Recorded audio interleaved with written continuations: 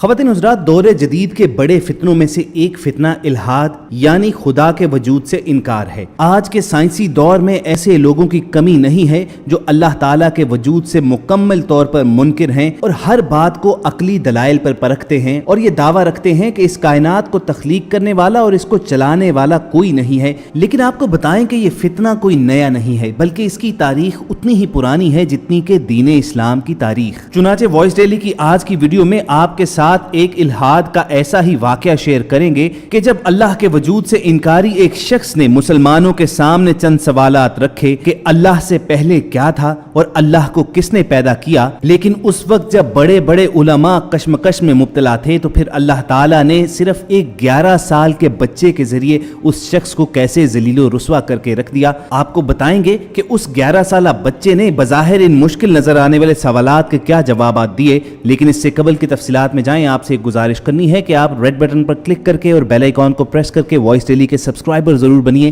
تاکہ ایسی تاریخی، اسلامی اور معلوماتی ویڈیوز آپ کو روزانہ کی بنیاد پر ملتی رہیں۔ خواتین حضرات، ہمارے پیارے آقا نبی آخر الزماں حضرت محمد صلی اللہ علیہ وآلہ وسلم جانتے تھے کہ آنے والے زمانوں میں یہ فتنہ ضرور سر اٹھائے گا۔ چنانچہ صحیح مسلم میں حضرت ابو ہریرہ رضی اللہ تعالیٰ عنہ سے روایت ہے کہ آپ صلی اللہ علیہ وآلہ وسلم نے فرمایا، ہمیشہ ہی لوگ ایک دوسرے سے سوال کرتے رہیں گے حتیٰ کہ یہ کہا جائے گا یہ فلاں چیز اللہ تعالیٰ نے پیدا فرمائی ہے تو اللہ تعالیٰ کو کس نے پیدا کیا؟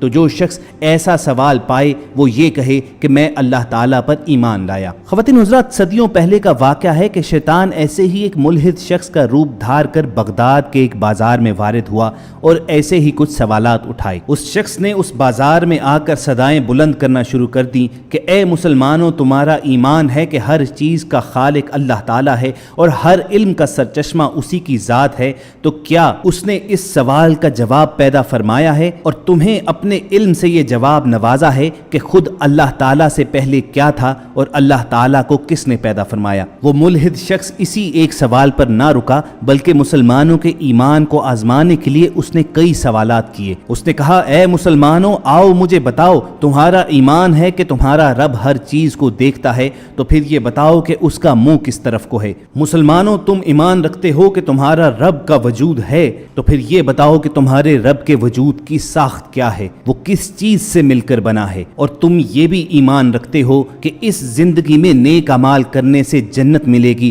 جہاں پر ہم ہمیشہ رہیں گے، اور جنت کے بارے میں کہا جاتا ہے کہ وہاں انسان کو حاجت نہیں ہوگی، اس کے جسم سے فضلہ خارج نہیں ہوگا، تو یہ کیسے ممکن ہے؟ اور یہ بات بھی تمہارے ایمان کا حصہ ہے کہ جو لوگ برے اعمال کریں گے ان پر آگ کا عذاب ہے، تو تمہارے ایمان کے مطابق تو جنات کو آگ سے پیدا کیا گیا ہے، تو ان کو آگ کیا نقصان پہنچائے گی اور ان پر آگ کا عذاب کیسے ہوگا؟ وہ ملحد شخص بغداد کے اس بازار میں اپنے سوالات دہراتا جا رہا تھا۔ مسلمانوں کی جانب سے علماء آتے اور اسے قرآن سے ریفرنس دیتے، مگر وہ قرآن کی کوئی بھی دلیل ماننے سے انکاری تھا۔ محض عقلی دلائل دے کر آپ اس چیز پر قائل کر سکتے ہیں کہ خدا اپنا وجود رکھتا ہے۔ بڑے بڑے علماء اور مناظر کشمکش کا شکار ہو گئے۔ وہ شخص روزانہ اس بازار میں آتا اور اپنے سوالات بآواز بلند دہراتا اور جوابات کا انتظار کرتا۔ ایک دن اپنے معمول کے مطابق وہ شخص بآواز بلند اپنے سوالات دہرا رہا تھا کہ مجمع میں سے ایک 11 سال کا بچہ سامنے آیا اور اسے مخاطب کر کے بولا کہ اے زندیق، تو اپنے سوالات مجھے بتا، میں تیرے سوالات کے جوابات دوں گا۔ اس ملحد شخص نے پہلے سمجھا کہ شاید یہ بچہ کسی کے کہنے پر اسے مذاق کر رہا ہے، مگر اس 11 سالہ بچے کے چہرے پر سنجیدگی دیکھی تو اس نے اپنے سوال اسے بتانا شروع کیے اور کہا کہ مجھے بتاؤ کہ اللہ سے پہلے کیا تھا اور اسے خود کس نے پیدا کیا؟ وہ بچہ بہت اطمینان سے مسکرایا اور اس نے پورے اعتماد کے ساتھ اسے کہا کہ میں اس سوال کا تمہیں جواب دیتا ہوں، مگر پہلے تم 10 سے الٹی گنتی کرنا شروع کرو۔ اس زندیق نے 10 سے الٹا گننا شروع کیا اور 1 پر آ کر رک گیا۔ اس بچے کے دوبارہ کہنے پر اس نے دوبارہ گنتی کی اور ہر بار وہ 1 پر آ کر رک جاتا۔ اس کے رکنے پر جب بچے نے اصرار کیا کہ اس سے آگے بھی تو پڑھو، تو وہ ملحد شخص اکتا کر بولا کہ 1 سے پہلے کچھ نہیں ہے، 0 آتا ہے۔ تو وہ بچہ مسکرا کر بولا کہ اچھا، گنتی میں 1 سے پہلے کچھ نہیں ہو سکتا، تو پھر وہ ذات جو واحد و یکتا ہے اس سے پہلے کیا ہو سکتا ہے؟ اس سے پہلے بھی کچھ نہیں تھا، 0 تھا۔ وہ ذات قدیم سے بھی قدیم تر ہے، وہی ابتدا ہے اور وہی انتہا ہے۔ اس 11 سالہ بچے کی لاجواب کر دینے والی منطق سے مجمع میں خوشی کی لہر دوڑ گئی۔ وہ ملحد شخص بھی لاجواب ہو گیا تو اس بچے نے اسے اشارہ کیا کہ اب اپنا اگلا سوال دہراؤ۔ اس زندیق نے اس بچے سے کہا کہ تم لوگوں کا ایمان یہ ہے کہ خدا تمہارے تمام اعمال کو دیکھتا ہے، تو پھر یہ بتاؤ کہ اللہ کا منہ کس طرف کو ہے؟ اس بچے نے یہ سوال سن کر ذرا دیر کے لیے توقف کیا تو اس زندیق کے چہرے پر ایک معنی خیز مسکراہٹ پھیل گئی، جیسے وہ طنز کر رہا ہو کہ مسلمانوں کا علم یہیں تک تھا۔ مگر وہ یہ نہیں جانتا تھا کہ وہ بچہ اس لیے خاموش نہیں ہے کہ اس کے پاس جواب نہیں ہے، بلکہ محض وہ اپنے جملوں کو ترتیب دے رہا تھا۔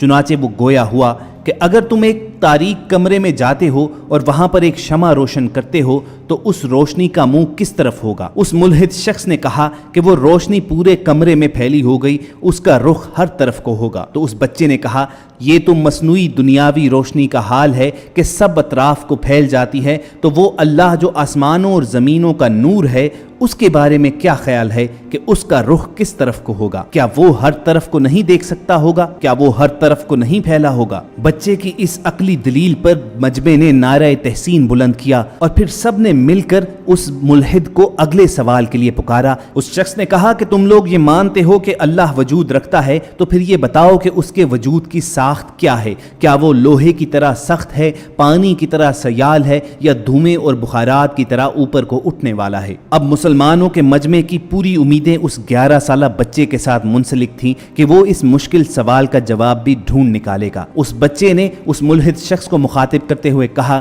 کہ کیا آپ کبھی ایسے مریض کے پاس بیٹھے ہیں جو قریب المرگ ہو، یعنی اس پر حالت نزع طاری ہو؟ اس شخص نے جواب دیا ہاں۔ تو اس بچے نے کہا وہ آپ کے ساتھ بات کر رہا ہوگا، وہ پہلے متحرک تھا لیکن موت کے بعد ساکن ہو گیا، اس کی یہ حالت کس نے بدل ڈالی؟ اس ملحد شخص نے کہا کہ اس کے جسم سے روح نکل گئی۔ اس بچے نے کہا جب اس کے جسم سے روح نکلی تو آپ وہیں پر موجود تھے، اس روح کی تعریف کیجئے کہ آیا وہ لوہے کی طرح سخت تھی، پانی کی طرح سیال تھی، یا دھوئیں اور بخارات کی طرح اوپر کو اٹھنے والی؟ اس ملحد شخص نے کہا کہ میں یہ کیسے بتا سکتا ہوں اور اس روح کی تعریف کیسے کر سکتا ہوں؟ میں تو جسم سے اس روح کو نکلتے ہوئے دیکھ ہی نہیں سکتا۔ تو اس بچے نے کہا کہ تم جسم سے روح کو نکلتے ہوئے دیکھ نہیں سکتے کیونکہ وہ انتہائی مہین اور نفیس چیز ہے، تو پھر اس ذات کو کیسے دیکھ سکتے ہو جو روح کا خالق ہے؟ جب روح کو مانتے ہو بغیر دیکھے ہوئے تو اس کے خالق کو کیوں نہیں مانتے؟ وہ ملحد شخص بچے کا یہ جواب سن کر خاموش ہو گیا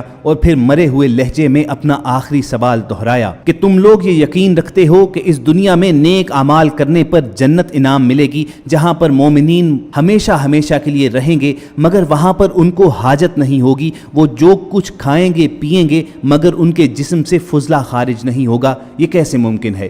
تو اس بچے نے کہا ہم، آپ اور سب تمام کی تمام مخلوق رحم مادر میں 9 مہینے تک رہتے ہیں، کھاتے ہیں، پیتے ہیں، لیکن بول و براز نہیں کرتے، تو جنت جیسی پاک اور صاف جگہ پر ہم کیسے یہ سب کچھ کر سکتے ہیں؟ یہ عین حقیقت ہے، یہ عین ممکن ہے کہ جنت میں ہم جو کچھ مرضی ہو کھائیں گے مگر ہمیں کوئی حاجت نہیں ہوگی۔ اس ملحد شخص نے بےتابی سے اپنے سوال کا دوسرا حصہ دہرایا کہ تم لوگ کہتے ہو کہ بد افعال پر دوزخ میں ڈالا جائے گا جو بھڑکتی ہوئی آگ ہے، اور تمہارے ایمان کے مطابق جنوں کو اللہ تعالیٰ نے آگ سے تخلیق کیا، تو آگ سے تخلیق ہونے والی مخلوق پر آگ کیسے عذاب ہوگی؟ وہ اس کو کیسے تکلیف پہنچائے گی؟ اس بچے نے کہا کہ اس سوال کے جواب کے لیے مجھے ایک فعل کرنا ہوگا اگر آپ ناراض نہ ہوں۔ اس شخص نے حامی بھری۔ اس بچے نے زمین سے مٹی کی کچھ مقدار اٹھائی اور اس ملحد شخص کے چہرے کی طرف پھینک دی اور اس کی آنکھوں میں ڈال دی۔ وہ بگڑ کر بولا کہ یہ تم نے کیا کیا؟ تو اس بچے نے کہا جیسے اس مٹی سے تم کو جو مٹی سے بنا ہوا ہے تکلیف ہوئی ہے، ایسے ہی آگ بھی ان جنوں کو تکلیف دے گی، اور تم مجھے کہتے ہو کہ میں تمہیں اللہ دکھاؤں۔ میں تم سے پوچھتا ہوں کہ مجھے وہ درد دکھاؤ جو مٹی ڈالنے پر تمہیں محسوس ہوا ہے، اس کے بعد میں تمہیں اللہ دکھاؤں گا۔ اس بچے کے اس بہترین جواب پر مجمع نے اسے اپنے کندھوں پر اٹھا لیا اور نعرہ تحسین بلند کرنے شروع کر دیے، اور یوں اس ملحد شخص کے فتنے کا اختتام ہوا اور اللہ تعالیٰ نے محض ایک بچے کے ذریعے اسے ज़लील व रुस्वा करके रख दिया। अब ख़वातीन व हज़रात, तारीख़ की किताबों के मुताले से मालूम पड़ता है कि ऐसा वाक़या दो शख्सियात से मंसूब है। पहली मोहतरम और काबिल कदर शख्सियत इमाम जाफ़र सादिक की शख्सियत है। उनके बारे में फरमाया जाता है कि वो बच्चा इमाम जाफ़र सादिक थे, जबकि दूसरी कई जगहों पर उस बच्चे के बारे में कहा जाता है कि वो इमाम अबू हनीफा थे। बहरहाल वो बच्चा जो भी हो, इन दोनों काबिल एहतराम हस्तियों में से कोई भी शख्सियत हो, ये बात यकीनन कही जा सकती है कि वो बच्चा अहले इल्म में से जरूर था और उसने ऐसे बेहतरीन जवाबात फराहम किए जो आज के जमाने में भी मुल्हदों को अकली दलाइल के तौर पर पेश किए जा सकते हैं। इसी एक दुआ पर वॉइस डेली की आज की वीडियो का इख्तिताम करेंगे कि अल्लाह ताला ऐसे फितनों से हमें हमेशा हमेशा के लिए महफूज रखे। अगर इस वीडियो से आपकी इन्फॉर्मेशन में इजाफा हुआ हो तो इसे लाइक करके फेसबुक और व्हाट्सएप के जरिए ज्यादा से ज्यादा लोगों तक पहुंचाइए। और अगर ऐसी ही तारीखी, इस्लामी और मालूमाती वीडियोस आप फ्यूचर में भी हासिल करना चाहते हैं तो महज चंद सेकंड्स निकाल कर आप रेड बटन पर क्लिक कीजिए और बेल आइकॉन को प्रेस करके वॉइस डेली के सब्सक्राइबर बन जाइए। किसी ऐसे ही मालूमाती सेशन में दोबारा आपसे मुलाकात होगी। अपना और इर्द गिर्द के लोगों का ख्याल रखिए और सुनते रहिए वॉइस डेली।